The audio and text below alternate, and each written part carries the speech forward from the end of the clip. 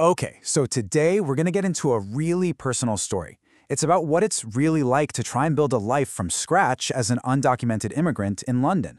It's a story about big dreams, a ton of ambition, but also this constant nagging fear that everything you've built could just disappear in a heartbeat.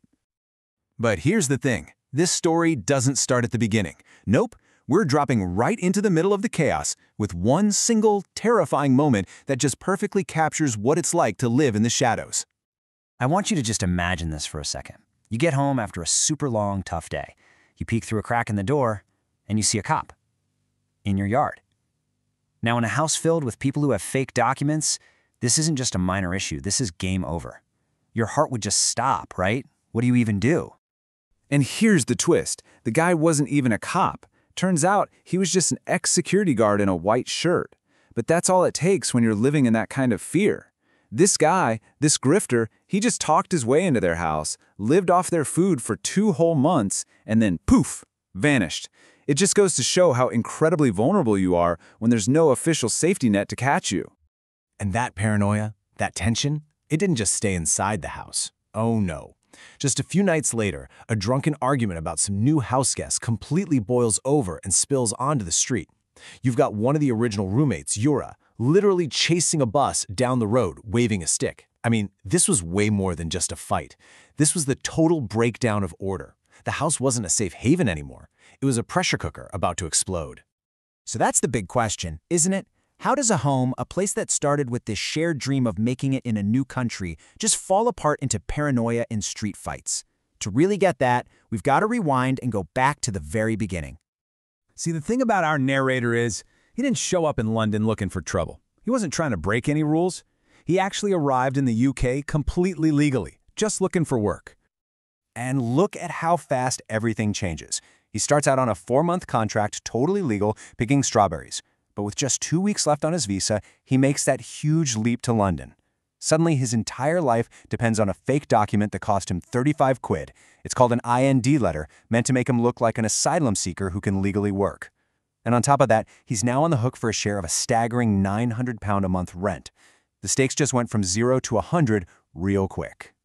I mean, just look at the contrast here. It's like 2 completely different universes. He basically traded a secure, predictable life, even if it was backbreaking work on the farm, for the big promise of London. But that promise came with a massive price tag, this constant gnawing fear of being caught, and the wild instability of living day to day. Okay, so let's get back to that house on Greenford Avenue. We need to see exactly how it all unraveled. Because a collapse like this, it doesn't just happen overnight. It's one like a slow burn. It really was like watching dominoes fall, one after the other. First, the original crew, the reliable friends with the same goals, they start finding better jobs and moving out. So then, they get replaced by strangers, like that grifter we talked about. And pretty soon, trust is just gone. They're literally hiding from each other in their own home. And finally, all that tension just has to go somewhere, and it explodes right out onto the street. So this was the cast of characters, right? The house basically became a revolving door. You've got the narrator just trying to keep things from falling apart.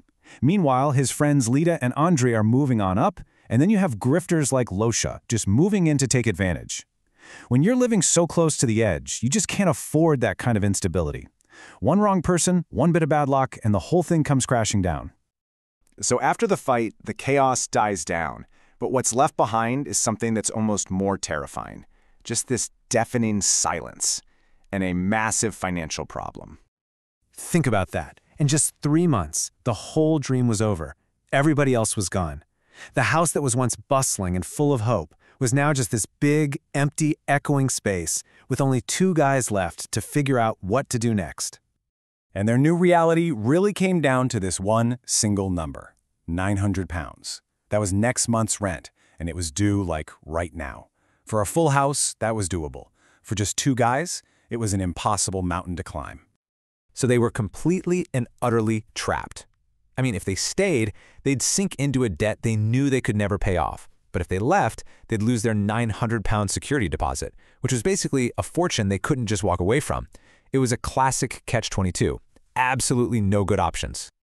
And this, right here, this is the real heart of the story. This isn't just about one house or one group of people. It's about this brutal, relentless cycle of building something from nothing watching it all fall apart, and then somehow finding the incredible resilience to start all over again. It leaves you with a really powerful question: what does it truly take to survive when you're living on the margins?